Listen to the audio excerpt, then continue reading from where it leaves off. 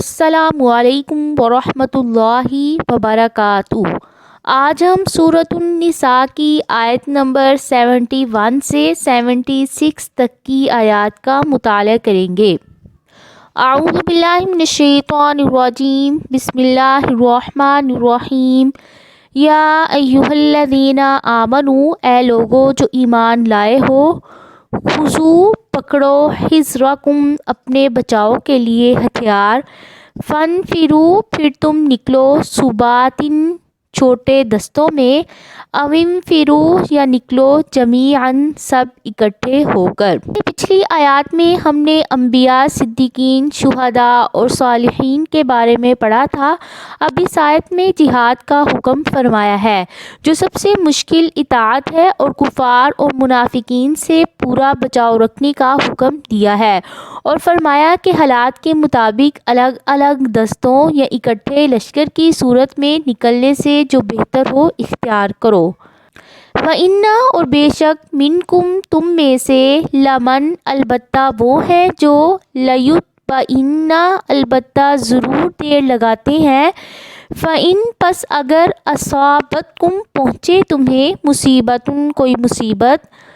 قَالَ وہ کہتے ہیں، قد تحقیق انعم اللہ انعام کیا اللہ تعالی نے علیہ مجھ پر،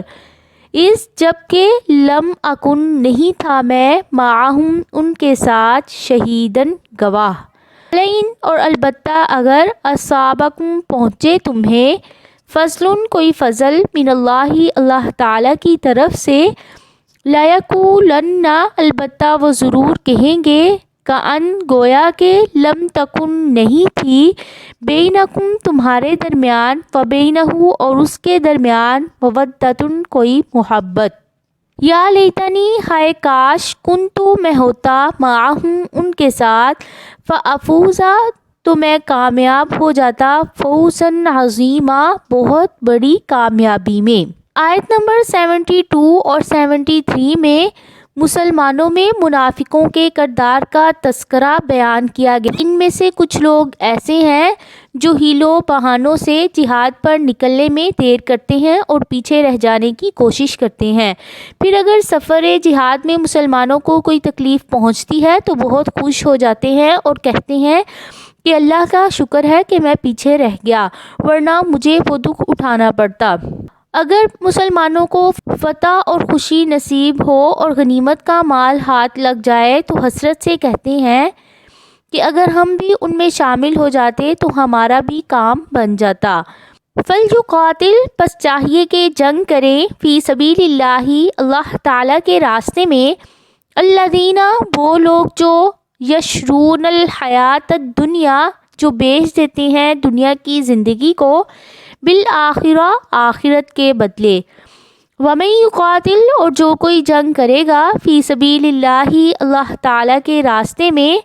فَيُقْتَلْ قتل کر دیا جائے گا، او یغلب یا وہ غالب آ جائے گا، فسوف پس ان قریب، نؤتیہ ہم دیں گے اسے، اجراً عظیما بہت بڑا اجر۔ آیت میں شرعی یشری کے معنی بیچنا اور خریدنا دونوں آتے ہیں، اور اس آیت میں ترجمہ بیچنے کا کیا گیا ہے۔ اکثر مفسرین نے اسے ہی ترجیح دی ہے، لیکن اگر اسے خریدنے کے معنی میں لیا جائے تو آیت کا مطلب یہ ہوگا کہ جو منافق گھر میں بیٹھے رہنے کی وجہ سے آخرت کے بدلے دنیا خرید رہے ہیں، ان پر لازم ہے کہ اللہ تعالیٰ کی راہ میں جہاد کے لیے نکلیں اور آخرت کا نقصان کر کے دنیا حاصل نہ کریں، اور مسلمانوں پر بھی لازم ہے کہ دنیا کی زندگی پر نظر نہ رکھیں بلکہ آخرت کی خواہش رکھیں اور سمجھیں کہ اللہ کے حکم میں ہر طرح نفع ہے۔ وَمَا لَكُمْ اور کیا ہے تمہیں، لَا تُقَاتِلُونَ کیوں نہیں تم جنگ کرتے، فی سبیل اللہ اللہ تعالیٰ کے راستے میں، وَالْمُسْتَضْعَفِينَ حالانکہ جو کمزور ہے، مِنَ الرِّجَالِ مردوں میں سے، وَالنِّسَاءِ اور عورتوں میں سے، والولدان اور بچوں میں سے، الذین وہ لوگ جو یقولون کہتے ہیں، ربنا اے ہمارے رب، اخرجنا نکال ہمیں، من ہذہ القریۃ اس بستی سے، الظالمی ظالم ہے، اہلھا اس کے رہنے والے، وجعل اور بنا دے لنا ہمارے لیے، من لدن کا اپنے پاس سے، ولیشن کوئی حمایتی، وجعل اور بنا دے لنا ہمارے لیے، من لدن کا اپنے پاس سے، نصیرن کوئی مددگار۔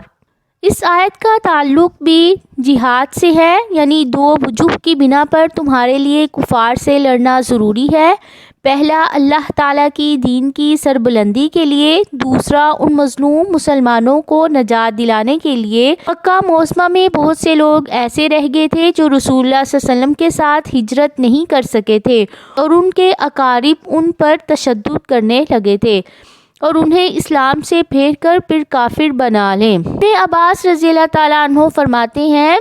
میں اور میری والدہ بھی المستضعفین میں شامل تھے جنہیں اللہ تعالیٰ نے معذور قرار دیا تھا۔ مدینہ میں رسول اللہ صلی اللہ علیہ وسلم ان مستضعفین کے حق میں نام لے کر دعا فرمایا کرتے تھے، یا اللہ ولید بن ولید، سلمہ بن ہشام، عیاش بن ابی ربیعہ اور مکہ میں گرے ہوئے دوسرے بے بس مسلمانوں کو رہائی دلا دے۔ الذین وہ لوگ جو آمنوا ایمان لائے، یقاتلون وہ جنگ کرتے ہیں، فی سبیل اللہ اللہ کے راستے میں، والذین اور وہ لوگ کفروا جنہوں نے کفر کیا، یقاتلون وہ جنگ کرتے ہیں، فی سبیل الطاغوت طاغوت کے راستے میں، فقاتلوا پس جنگ کرو، اولیاء الشیطان شیطان کے دوستوں سے، انا بے شک کید الشیطانی شیطان کی چال، کان ہے ضعیفاً بہت کمزور۔ اس آیت میں بتایا ہے کہ جہاد کی ظاہری صورت کا اعتبار نہیں ہے، بلکہ جہاد اپنے مقصد کے اعتبار سے جہاد ہے۔ مومن ہمیشہ اللہ کے لیے جہاد کرتا ہے اور کافر کسی طاغوتی طاقت کو بچانے یا مضبوط کرنے کے لیے لڑتے ہیں، لہٰذا تم ان سے خوب لڑو۔ شیطان خواہ اپنے دوستوں کو کتنا ہی مکر و فریب میں سمجھائے مگر تمہارے خلاف وہ کامیاب نہیں ہو سکتا ہے۔ یہ تھیں آج کی آیات جن کا ہم نے مطالعہ کیا، امید ہے کہ آپ کو سمجھ آ رہی ہوگی۔